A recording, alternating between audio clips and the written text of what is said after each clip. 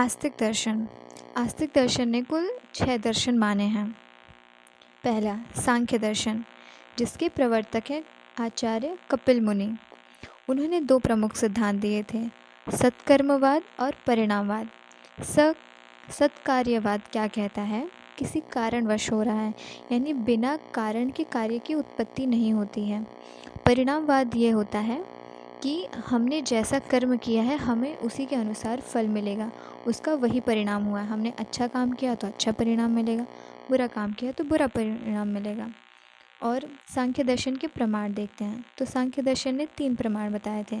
प्रत्यक्ष प्रमाण, जो हम आँखों से देख सकते हैं, अनुमान प्रमाण, जो हम सिर्फ अनुमान लगा सकते हैं, और शब्द प्रमाण, यानी जो बोलकर प्रमाणित किया जाए। इसका पर्याय निरीश्वर दर्शन, अर्थात सांख्य दर्शन ने ईश्वर की सत्ता को नहीं मानते थे। दूसरा है योग दर्शन। योग दर्शन के प्रवर्तक आचार्य हैं पतंजलि। इनके प्रमाण हैं प्रत्यक्ष, अनुमान और शब्द, जैसे सांख्य दर्शन के थे। इनके पर्याय हैं स ईश्वर सांख्य, यानी कि ये ईश्वर की सत्ता को मानते थे, और चूँकि इसे आचार्य पतंजलि ने दिया था इसीलिए इसे पातंजल्य दर्शन भी कहते हैं। वैशेषिक दर्शन। वैशेषिक दर्शन प्रवर्तक आचार्य कणाद मुनि ने दिया था।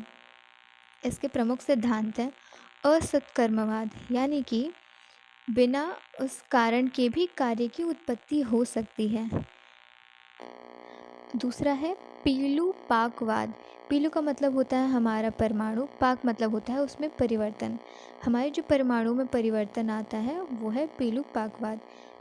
जो परमाणु से जो वस्तु बनने वाली है उसके अंदर भी वही गुण पाए जाते हैं जो हमारे परमाणु में पाए जाते हैं।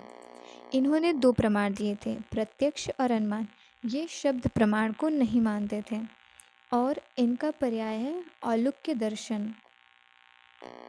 चौथा है न्याय दर्शन, जिसके प्रवर्तक आचार्य थे गौतम। इन्होंने भी असत्कर्मवाद को माना था और पीठर पाकवाद को माना था। दूसरा है पीठर पाकवाद। पीठर का मतलब होता है संपूर्ण, पाक का मतलब होता है परिवर्तन। जैसे कि हम जब अग्नि देते हैं तो जो मिट्टी का घड़ा होता है उसमें संपूर्ण घड़े में परिवर्तन आता है, ना कि किसी एक परमाणु में। इसके बाद इसके प्रमाण न्याय दर्शन ने 4 प्रमाण माने हैं, प्रत्यक्ष प्रमाण, अनुमान प्रमाण, शब्द प्रमाण और उपमान प्रमाण। इसके पर्याय हैं आनुवांशिकी विद्या और तर्क विद्या।